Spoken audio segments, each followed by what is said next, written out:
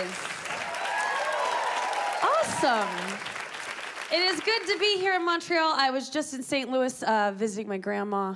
Whenever I go see her, she's always like, you know, come hungry, because she likes to see me thin. I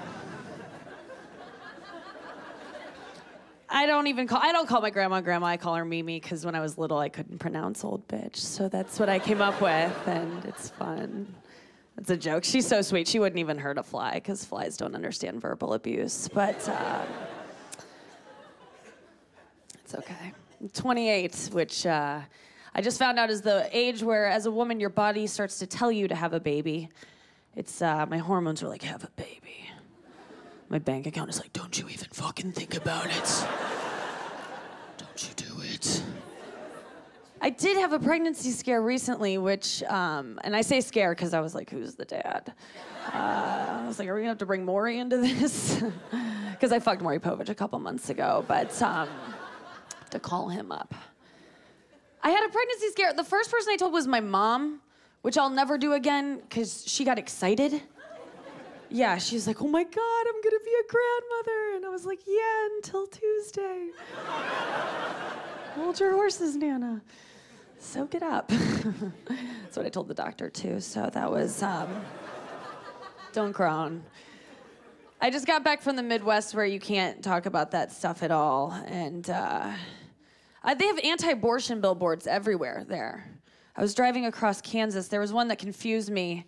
It was just a big one. It said, thinking about abortion? I'm like, yeah, I'm on a long road trip. Like, what else am I gonna do? Can't text and drive anymore, of course, so.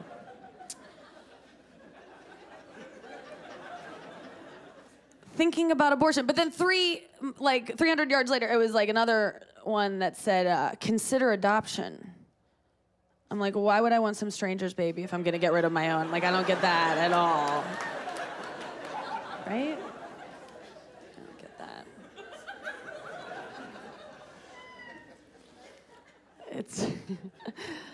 I'm in a long distance relationship right now, which means I'm single, so that's, yeah, when the cat's away, the mouse pretends her phone died. Every night. I can't do long distance anymore because it's all you have is phone sex. And to be good at phone sex, you have to be good at regular sex. I recently found out I'm not, because I'm on the phone, he's like, talk dirty, and I'm like, I'm just laying here. Later, and I hung up, and that's all I've got. That's all I know. That's all I've ever done. And I love it. I just lay back and get it. It's pretty sweet. Girls, you know you can lay there. Guys will still fuck you. I've tried it out for us. They're like happier there most of the time. It's awesome. Being on bottom is the tops. It's pretty sweet down there. Once in a while, they'll like straight up ask you to participate, and it's a bummer, I'm not gonna lie. It sucks. But like, he bought you dinner at Chili's, you owe him. Like, that's how I was raised. I don't know about you, but I felt obligated. It did happen to me recently. This guy was giving me like a really good rogering, and at some point in the middle of, yeah, I like that phrasing. Because girls can't be like, I got fucked. Like, we gotta say stuff like, I got good rogering. Sounds classy, doesn't it? Sounds like he courted me, or like I knew his name or something. Like, it sounds fancy. I like it. So he was giving me a good rogering, and I thought we were having fun, but at some point in the middle of it, I remember he was like, hey, will you get on top? And I was like, what'd you say? Like, he woke me up. I was like, what's going on? I like rolled over. I'm like, I don't want to go to school.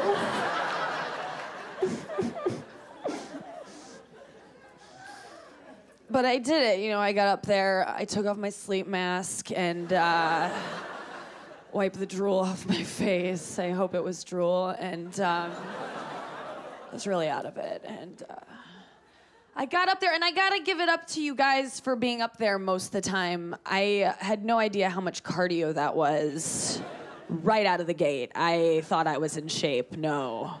It was the worst spinning class of my entire life. It was awful. I was wheezing right away. Just winded. I don't know if it was like the change in elevation or something. I was like, this is like fucking in Denver. It sucked. I'm lazy.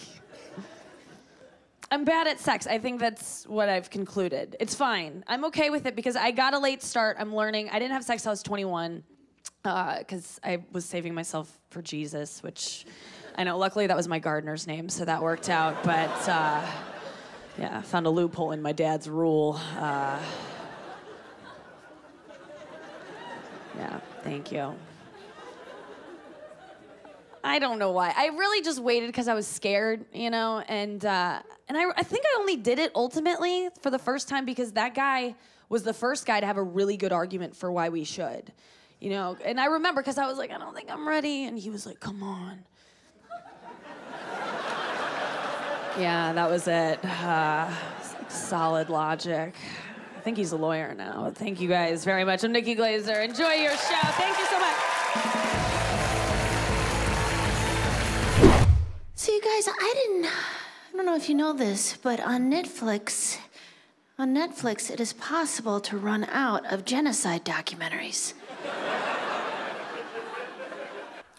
I have my own idea for a new social networking site. It's like Twitter, but it's called Fritter. And on Fritter, what you do is you tell people in the moment what you could have been doing with your life if you weren't wasting it reporting on your mundane activities.